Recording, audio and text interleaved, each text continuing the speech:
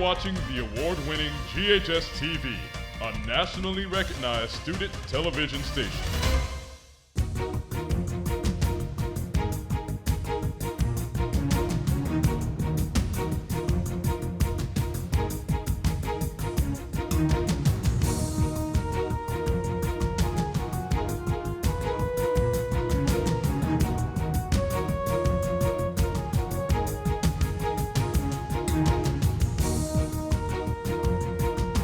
Since 1995, works of GHS-TV students was highly recognized by the National Academy of Television Arts and Science.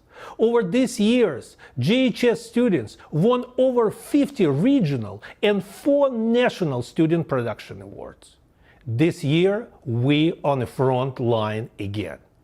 Here's the presentation of the 18th Regional Mid-South Students Production Award ceremonies. And here are our winners.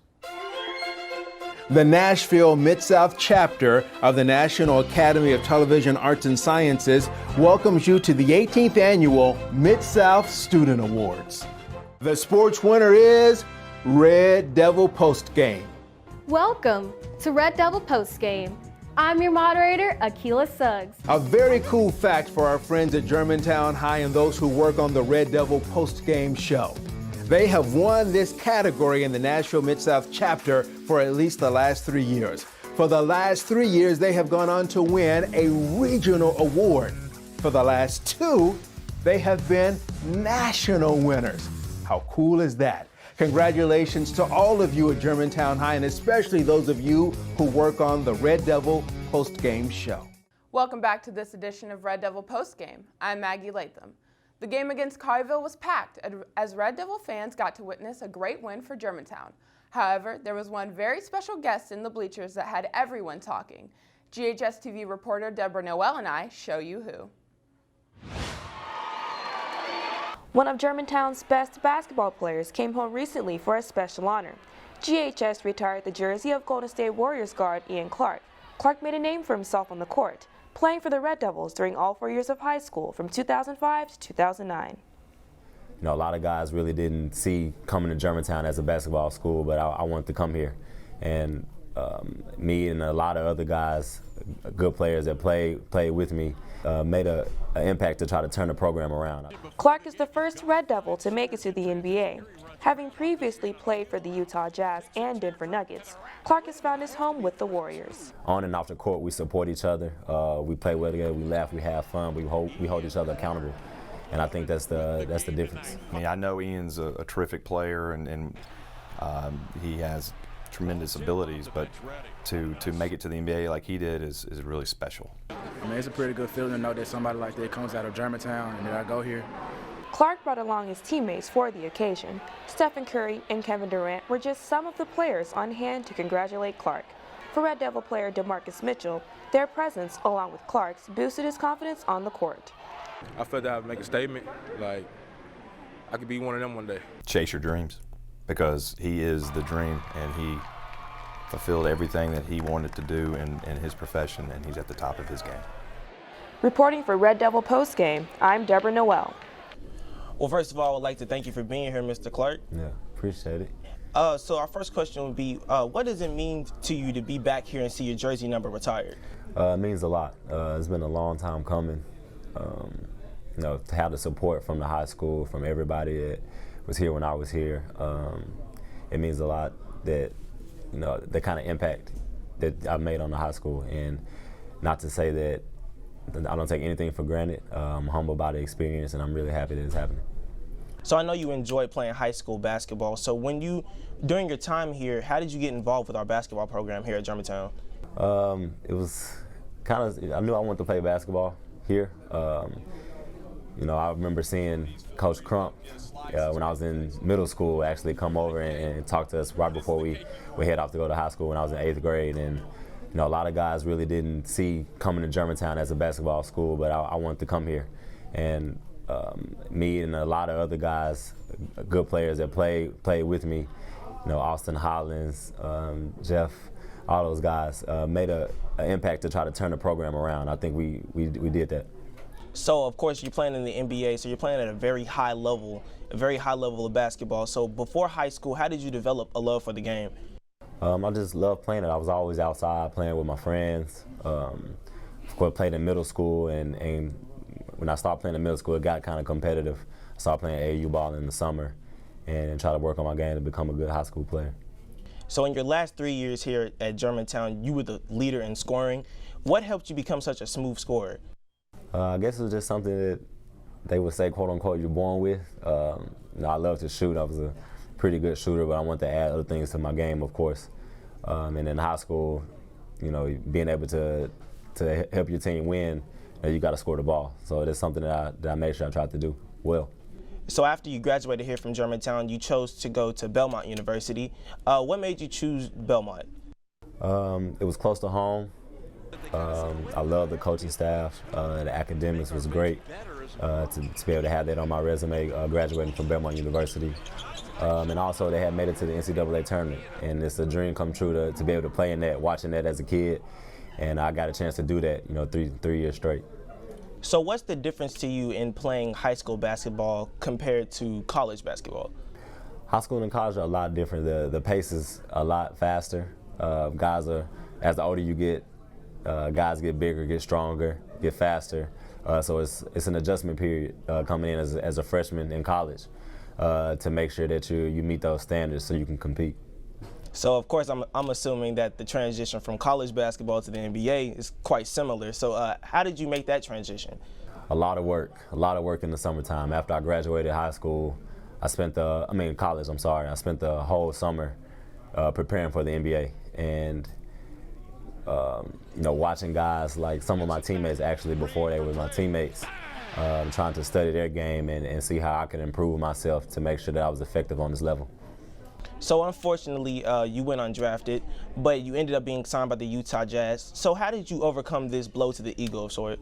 It wasn't really a blow to me. I never really had a thought in my mind that I would get drafted. I knew that I had to go and improve myself, and I've had the chip on my shoulder my whole career, still to this day, being able to not necessarily want to prove people wrong, but to show people that I was capable of playing on this level. So what do you look for in a team?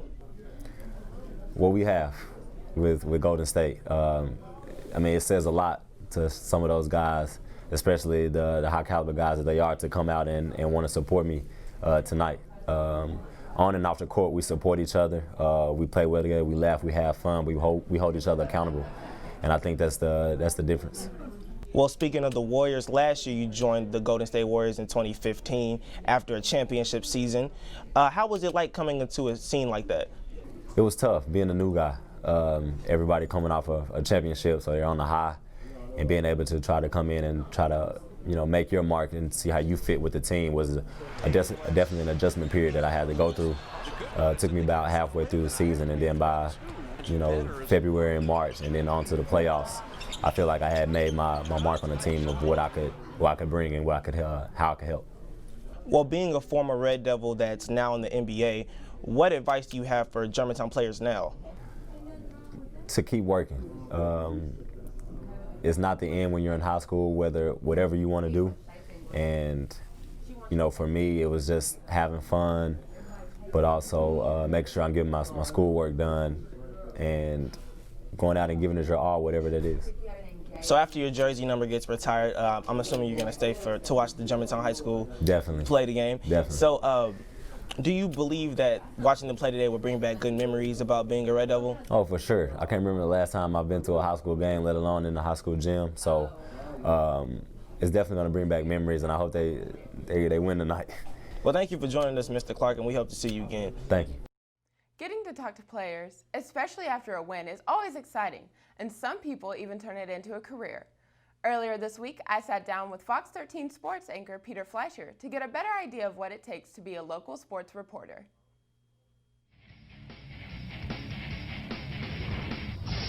Happy Friday night and welcome to another edition of the Fox 13 Friday Night Blitz. We begin our coverage with a grudge match. Powerhouse. Mr. Fleischer, thank you so much for being on the show with us today. Yeah, thank you for having me. I appreciate it. So, how did you get into sports reporting? Was it something you always wanted to do? Honestly, it kind of just came up naturally. I've loved the aspect of competitive sports all my life, and I love sports, so that kind of is just something that I actually fell into. I didn't really grow up watching local news or watching local sportscasters. I was always a fan of ESPN and the teams that I followed, but really getting into sports TV for me was just something that kind of happened organically, and I'm lucky it's worked out pretty well so far. Now, you say you love sports and love watching sports, but did you ever participate in sports growing up, and did that influence your career? Yeah, I don't know if it directly influenced my career, because you see a lot of guys that love sports, or a lot of people that love sports, and then it doesn't really translate to what you have to do to be in sports TV, but it definitely didn't hurt. I played baseball, basketball, football growing up, and that definitely fueled my love for sports and how I felt about local teams. But there's always that fine line between people that play sports and then the world of sports TV. Just a lot of different skill sets that you need to have. So I was lucky, yeah, like I said, that it's worked out. And you have a show on Fox 13 called the Friday Night Blitz. How do you choose what games to cover?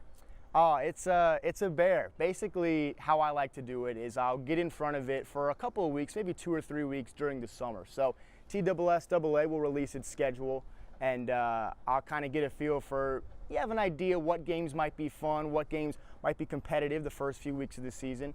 And so at that point, maybe mid-July, I'll be able to pick out games for weeks 1, 2, and 3. But after that, you know, you really get a feel for who is good and what rivalries might be exciting to cover maybe a month into the season. So at that point, like this last week, for example, I waited until Sunday. I look at, okay, who won last Friday? Who do we have highlights for? Who maybe do we need highlights for? Maybe we haven't gotten to this particular school enough. And then I'll kind of evaluate that 4 or 5 days in advance. We'll pick that out before the week begins. And then by Friday, we're at the games shooting highlights and providing that coverage. And how do you pick which plays are going to be highlights? It just kind of depends. Obviously, everyone loves a home run or a touchdown or a big dunk. But again, at Fox 13, we really try to bring highlights that are kind of alternative and unique in their own way. So of course, you know, if a game ends 45-42, we're going to show a lot of touchdowns. But if there's a big interception, or there's a big hit, or there's a turnover that really changes the game, we'll like to focus on that as well. We've had stuff like a kicker kicking a long field goal, or a fake punt that worked out well. If we can feature kids or a type of play that we don't always get to use, that's obviously something that we'll try to do. We like to mix it up as much as possible.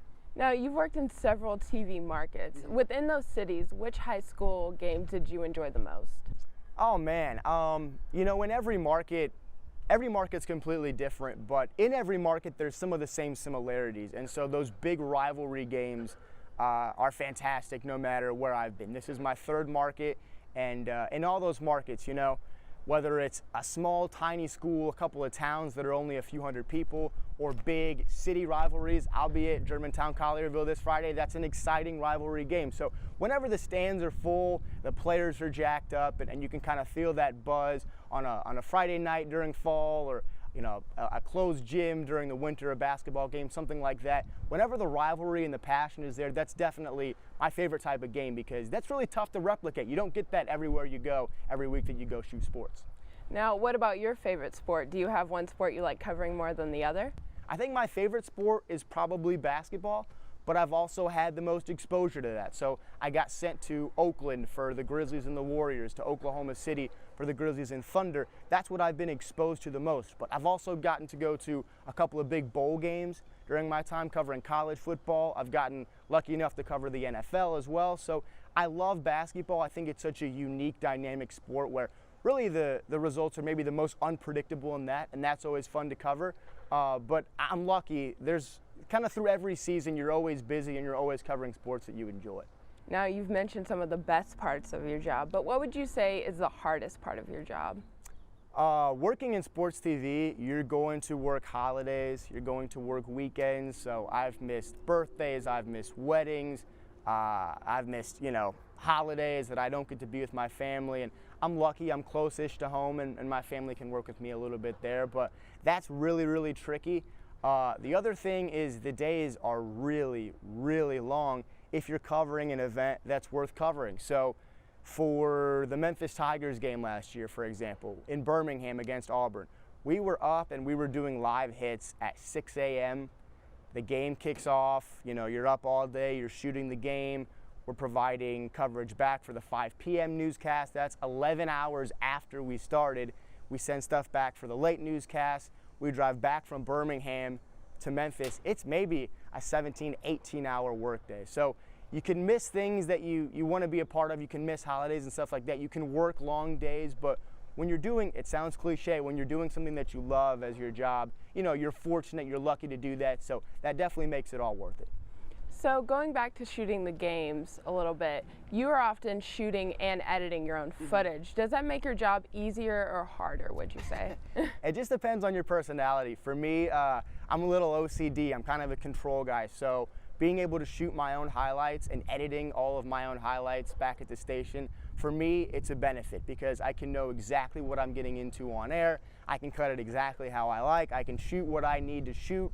But you know, there's times that you don't get to do that, and sometimes when someone else is editing your own highlights, it's a burden lifted. So I know people that can't stand to edit their own highlights. They want a photographer, they want an editor to deal with their own stuff. They'll live with the results. For me, I love to shoot, I love to edit because I know exactly what I'm getting when I go on air. But again, it's just kind of a person-to-person thing. So for me, it works out great. Well, Mr. Fleischer, thank you so much for joining us today and letting us know about the exciting work you do. Yeah, thank you so much for having me. We are done with our highlights portion of the show, but coming up after the break, we've got our play of the night, of course, and Joey will give you one last forecast for tomorrow night's Memphis Tiger opener. Welcome back to Red Devil Postgame. With so many talented teams in the Mid-South region, it's not easy to cover all the gridiron action. Anchor Karis Hawkins sat down for an exclusive interview with WMC Sports Director Jarvis Greer and found out what all it takes to get the station's award-winning Friday Football Fever on air every week. To the Week 11 edition of Friday Football Fever. Yeah. Thank you for coming to the show, Mr. Greer. Hey, glad to be here. This is a fantastic program. I want to start off by talking about WMC's Friday Football Fever. So how long have you been working on the show and how have it started? Wow, we've been doing this, goodness gracious, since in the early 90s we started Friday Football Fever. I think around 91, somewhere around there, and it's been going on in various different styles for a while. We started out with cheerleaders, we started out having bands in, and then we kind of had to cut those out because it was harder to get them to commit to coming in. And sometimes, you know, you have somebody penciled in to be here on this date and they don't show up. So it can make for a crazy situation on live television. But you roll with the punches and you learn and you do and you move on. And so now we've just got it down to pretty much tight. We do the highlights and, you know, get the scores in of all the games that are going on, or as many as we can in the time that we have, and just have fun with it. It's an exciting time in high school football, and I'm talking about the playoffs. Yep. So Germantown High School is looking to go all the way to state this year. They're unbeaten so far. Yeah, so where can top teams like GHS go wrong? Oh, wow. Well, Germantown is really, really good this year. They have been building for a while. I mean, I go back to when Ken Netherland was coaching here a few years ago. I go back to when Ken Netherland was coaching at Hillcrest. This is back in the mid-'70s. He took that team to the state championship. Then he went to the county and went to Germantown when it was a county school, got them where they were going to state championships, and they've kind of been up and down a little bit since he left. He retired here and then went to Lausanne, got that program started. Now you see where Lausanne is.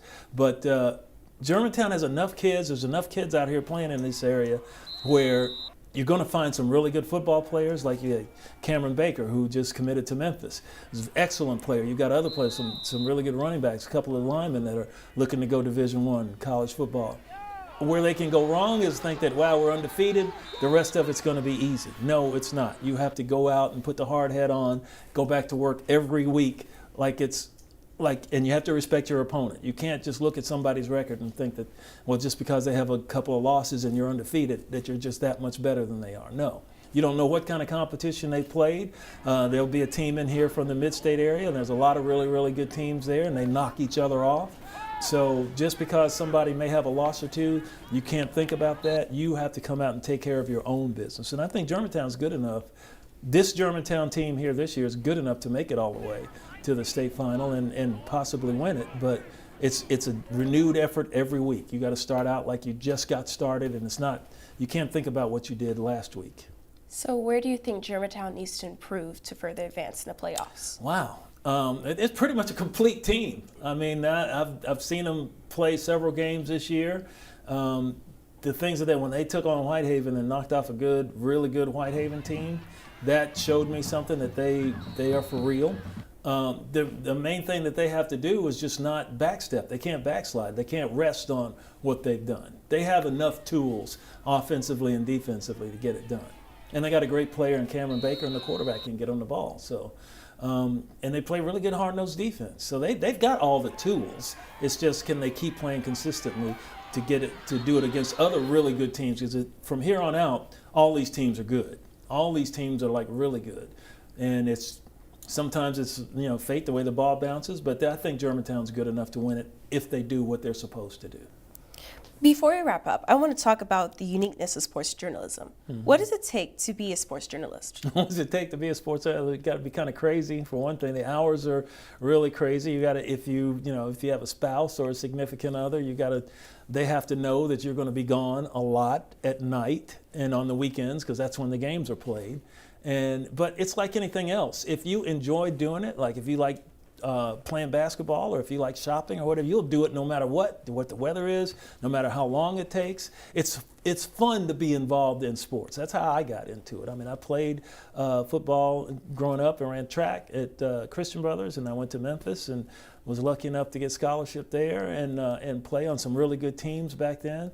And Memphis had an excellent radio, TV, film program. Everybody that came through that program got hired somewhere in television or radio, and that's the best recommendation I can give any program. It's not like you go there and then boom, you got to wait tables or do something else until maybe you get lucky. No, everybody that came out of that program got hired in the field that they got their degree in. So I was lucky enough to catch on at WMC, and geez, that was back in 1979, and I've been there ever since. And it's like I said, the work is fun. I mean, because covering sports is fun. I mean, I had a chance to do some news for a little while, because when I started out, they had us go through and do everything like they have you do at this program here. Sometimes you like, ooh, I'll do audio. I really like that. No, I don't really like to produce. Oh, I really like reporting. Oh, I'm not really that good a director. You kind of pick and choose what you like, things that appeal to you. If you get exposed to it, then you can find out. And that's why you're in a good situation here with this program, because you can see what things that you like to do. And if you do something that you like doing, you can do it. It's not really like work. Sometimes it is, because you still got to punch the clock. You still got to come in. You still got to put the attire on and all that business and stuff. Because this is not me. I'm a sweats kind of guy. And but it's. Like I said, I get to meet a lot of interesting people. I get to cover a lot of neat games. I get to go a lot of neat places, and and then I get to tell the folks what I saw, and that's what could be bad about that. That's it for this edition of Friday Football Fever. Next week, the playoffs right here. We'll see you next week.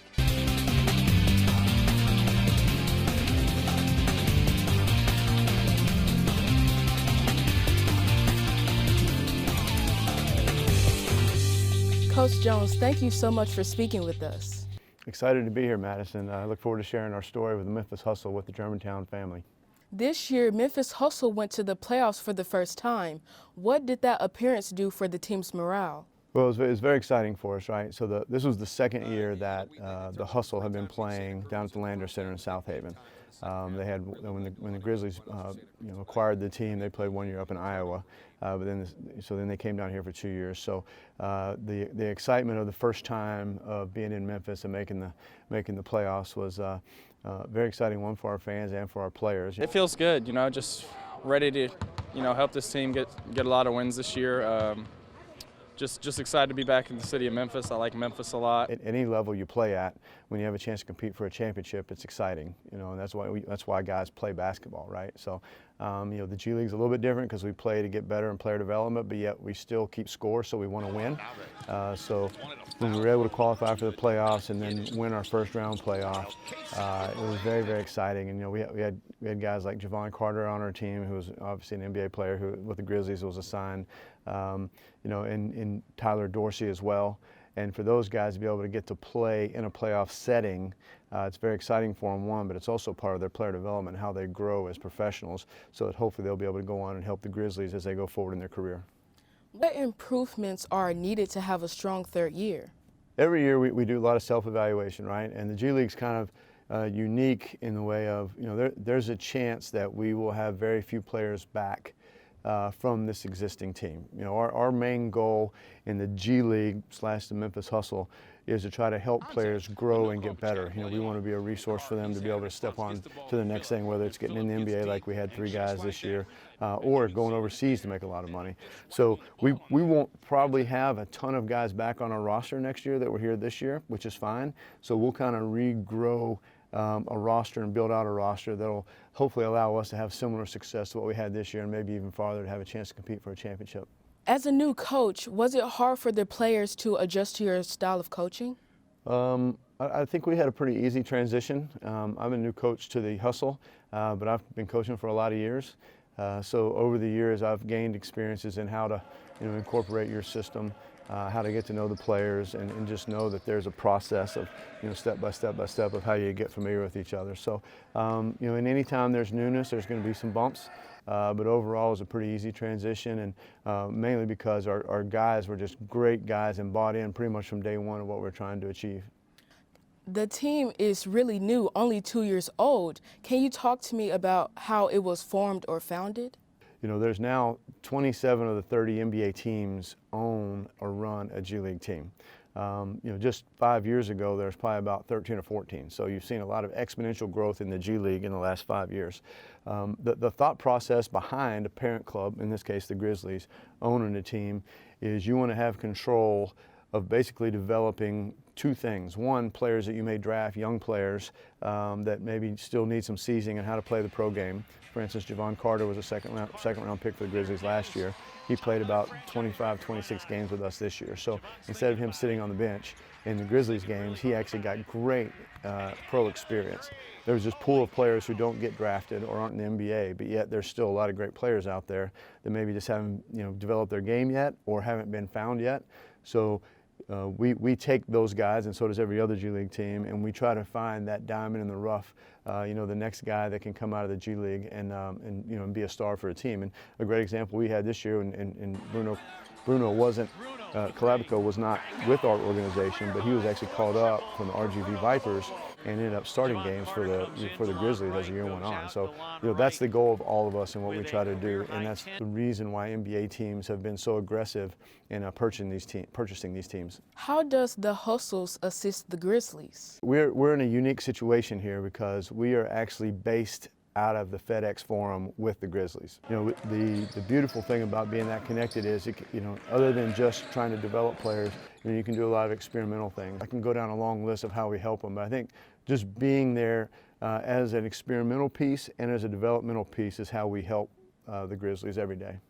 Why is Memphis Hustle a great addition to Memphis sports? The reason the Memphis Hustle is such a great addition to the Memphis area is because it's the step below the NBA. You have guys who are this close to meeting their lifetime dream of getting in the NBA. And as a result, they go out and they practice and they play so hard. It's so fun to watch and so fun to be a part of. Most fan experience come up after the game is that when they come, it's their first time, they come and go, man, I didn't realize how hard these guys play and how big and strong and athletic and how good they are. It's just been absolutely outstanding to see the way these players have played this year. I know the whole entire city of Memphis is going to be rallying behind them, and in South Haven too. So I know the players can feel it, the fans can feel it, and I think it's just a really, really great thing for them. Coach Jones, thank you so much for sitting down with us. Enjoy the rest of your off season and good luck next year. Thank you. Excited to be here and share a little bit about the Memphis Hustle. Thanks for watching Red Devil Postgame. We hope you enjoyed this episode and learned that there's more to Red Devil sports than field goals and three-pointers. I'm Erin Parker. I'm Madison Ricks. I'm Maricus Lambert. And I'm Akila Suggs. Thank you for watching, and we hope to see you next episode. Go Red Devils!